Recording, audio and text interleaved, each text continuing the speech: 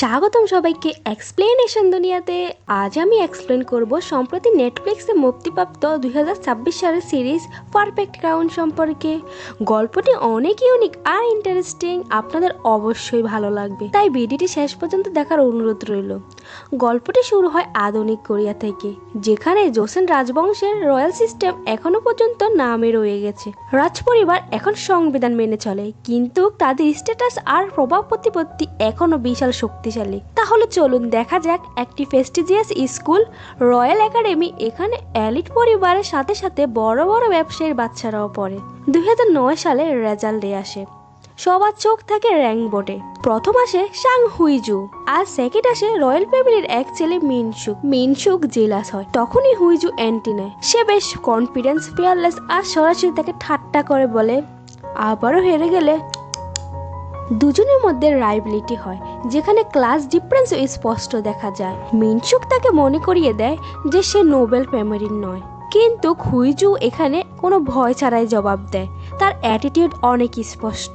তার অ্যাটিটিউড দ্বারা বোঝা যাচ্ছে রেসপেক্ট না পেলে তা ছিনিয়ে নিতে হয়। কিন্তু তার এই কনফিডেন্স সবার পছন্দ হয় না।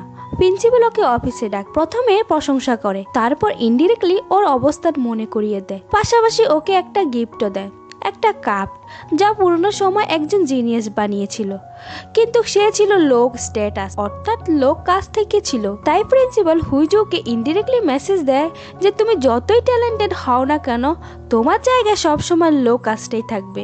হুইজু কথাটা বুঝে যায় এবং রাগে কাপটি ছুঁড়ে ফেলে দেয়। ওয়েল, তখন সিনটা চেঞ্জ হয়ে প্রেজেন্ট টাইমে দেখানো হচ্ছে।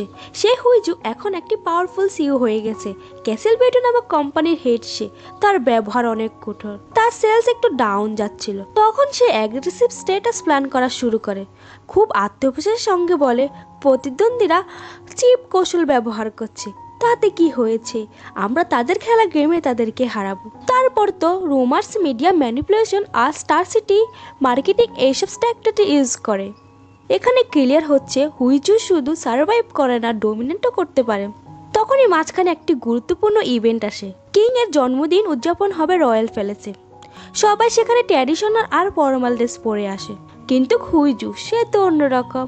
সে অ্যান্টি নেয় একটি রেড বোল্ড ড্রেস পরে, যা প্যালেসের নিয়মের বিরুদ্ধে। সবাই তাকে দেখে শকড হয়ে যায়, কারণ লাল রং শুধু কিং এর জন্য রিজার্ভ ছিল। কিন্তু হুইজু তার কাছে কোনো ব্যাপার নয়, ওর ফোকাস শুধু একটাতেই, সেটা হলো অ্যাটেনশন।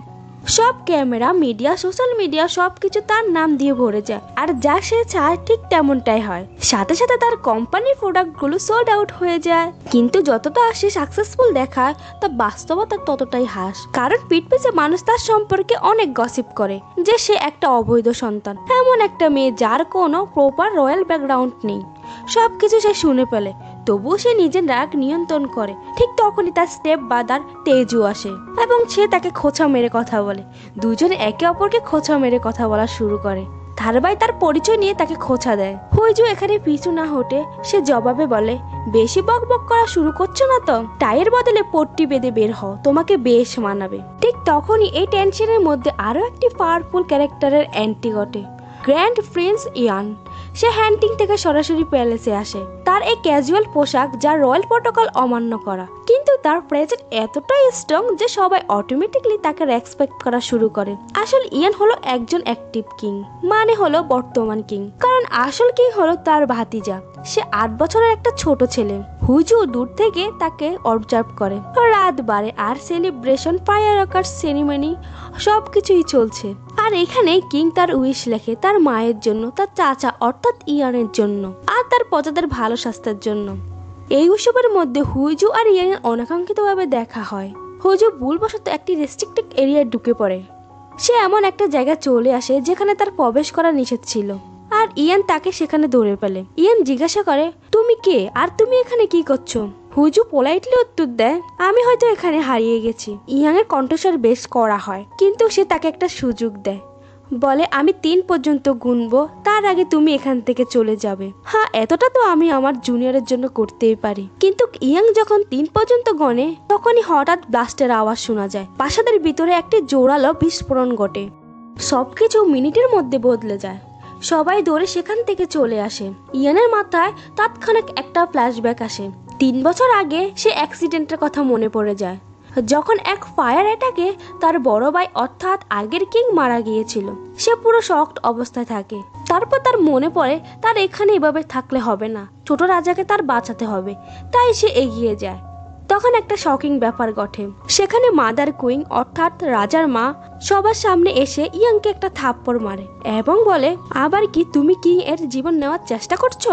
সবাই খুব শকড হয়ে যায়, কেউ কিছু বুঝতে পারছে না। তখনই লিটল কিং মা বলে ডেকে ওঠে। মাদার কুইন সঙ্গে সঙ্গে তার কাছে চলে যায়। সবকিছু যেন চোখের পলকে হয়ে গেল।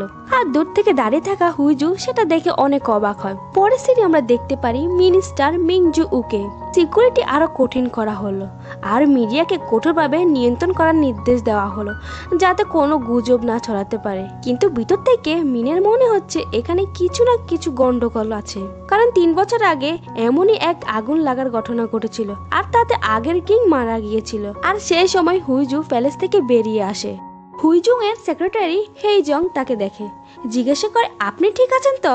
হুইজুং বলে, হ্যাঁ, সামান্য একটা আগুন লাগার ঘটনা ঘটেছে, সব এখন নিয়ন্ত্রণে আছে। হুইজুং এর রিয়াকশন ছিল এমন যেন ওইখানে কিছুই হয়নি, কিন্তু হেইজং এর মনোযোগ অন্য কারোর উপর। গ্র্যান্ড প্রিন্স ইয়ান তো ঠিক আছে, তাই না? হুইজুং তার দিকে তাকায় আর মজার ছলে বলে, তুমি আবার তার ফ্রেন্ড হয়ে গেলে না তো? হেইজং তাকে আবার প্রশ্ন করে, আপনি কেন প্রিন্স ইয়ানকে পছন্দ করেন না? হুইজং একটু সময়ের জন্য চুপ হয়ে থাকে আর বল, এমনিতেই। সিন বদলে যায়। আমাদের একটা ফ্ল্যাশব্যাক দেখানো হয় 2009 সালে রয়্যাল একাডেমি রাতের সময়। সবাই ঘুমিয়ে আছে, কিন্তু হুইজং লুকিয়ে আর্চার রেঞ্জে প্র্যাকটিস করতে আসে। বারবার চেষ্টা করে, কিন্তু একটা তীরও টার্গেটে লাগে না। ঠিক তখনই পিছন থেকে ইয়ানের আওয়াজ আসে, কে তুমি? ভয় পেয়ে হুইজুং দৌড়াতে চায়, কিন্তু ইয়ান তাকে ধরে ফেলে। বাধ্য হয়ে হুইজুং তার নাম বলে আর কারণ জানা এক্সট্রা প্র্যাকটিস করতে হবে, কারণ সামনে তার কম্পিটিশন আছে। ইয়াং তাকে নিয়ম বুঝিয়ে বলে, তুমি নাইট রোল ভেঙেছ আর আনঅথরাইজ প্র্যাকটিসও করেছো, সবাইকে তার জন্য শাস্তি পেতে হবে। হুইজু জবাবে বলে, রোলস আমি তখনই মানবো যখন রোল সবার জন্য সমান হবে। আর বলে, একটা নোবেল স্টুডেন্টের কাছে আগে থেকে আর্চারি রেঞ্জের চাবি থাকে। আসলে সে ওই চাবি চুরি করেছে, কারণ সেও সমান অধিকার চায়। ইয়ান বলে, তার জন্য কি তুমি বুড় পথ বেছে নেবে? হুইজু এখানে একদম দ্বিধা না করে বলে, জিতার জন্য যদি এটা করতে হয় তাহলে আমি তাই করব। এমনই জবাব শুনে ইয়ান একটু চমকে যায়, কিন্তু তার মুখে একটা হালকা হাসিও দেখা যায়। সিন শুরু হয় প্রেজেন্টে আসে। হুইজুং সেই মুহূর্ত মনে করে বলছে, এই ছেলেটা কত রুড ছিল। পরের দিন মাদার কুইন আসে ইয়ানের কাছে। সে যে সবার সামনে তাকে থাপ্পড় মেরেছিল তার জন্য তার কাছে ক্ষমা চায়। সাথে সাথে সে ইনডিরেক্টলি অভিযোগও করে যে মহলের সবাই ইয়ানের বেশি খেয়াল রাখে, অথচ তাদের উচিত ছিল ছোট কিং এর বেশি খেয়াল রাখা। এ কথা একদমই পছন্দ হয়নি। ইয়াংও তাকে শান্তভাবে জবাব দিয়ে বলে, তারা তো শুধু তাদের দায়িত্ব পালন করছে একজন কিং প্রতিনিধির জন্য। কিন্তু এখানে সমস্যা দায়িত্ব নয়, বরং মাদার কুইন ভয় পায় যে সবাই ইয়ানকে বেশি গুরুত্ব দিচ্ছে তার ছেলের থেকেও বেশি। সব রাজনীতিবিদ আর ব্যবসায়ী ইয়ানের কথা মানে। এই কারণে মাদার কুইন মনে করে যে সে আসল রাজাকে ছায়ায় ফেলে দিচ্ছে। এই জন্য সে একটা শকিং দাবি করে, বিয়ে করো, তাও আমার পছন্দের মেয়ের সঙ্গে, যাতে প্রমাণ হয়ে যায় তুমি রাজার পাশে আছো। কেননা বন্ধুরা, যদি ইয়াং বিয়ে করে তাহলে তাকে রাজপ্রাসাদ ছাড়তে হবে আর স্বাভাবিকভাবেই তার সকল ক্ষমতা কমে যাবে। সবকিছু শুনে ইয়াং শান্ত হয়ে যায়। অন্যদিকে হুইজুংয়ের জীবনও ততটা অগোছলভাবে চলছে। তার বাবা তার জন্য একটা সম্পর্ক ঠিক করে, কিন্তু হুইজুং সরাসরি তা মানা করে দেয়। সে বলে, আমি কোনো সাধারণ মানুষের সঙ্গে বিয়ে করব না। তার স্টেপ ব্রাদার আর ভাবি তাকে তিরস্কার করে বলে, যারা অবৈধ তাদের জন্য ভালো সম্পর্ক পাওয়া একটু কঠিন হয়। কিন্তু হুইজুং চুপ থাকে না, ওদের কটাক্ষ করে পাল্টা কথা বলে ওইখান থেকে বের করে দেয়। তো এখন হুইজুং ঠিক করে, যদি তার পরিবার তার জন্য বিয়ে ঠিক করে তাহলে সেই সম্পর্ক ভালো নাও হতে পারে। তাই সে নিজেই নিজের পার্টনার বেছে নেবে নিজের মতন করে।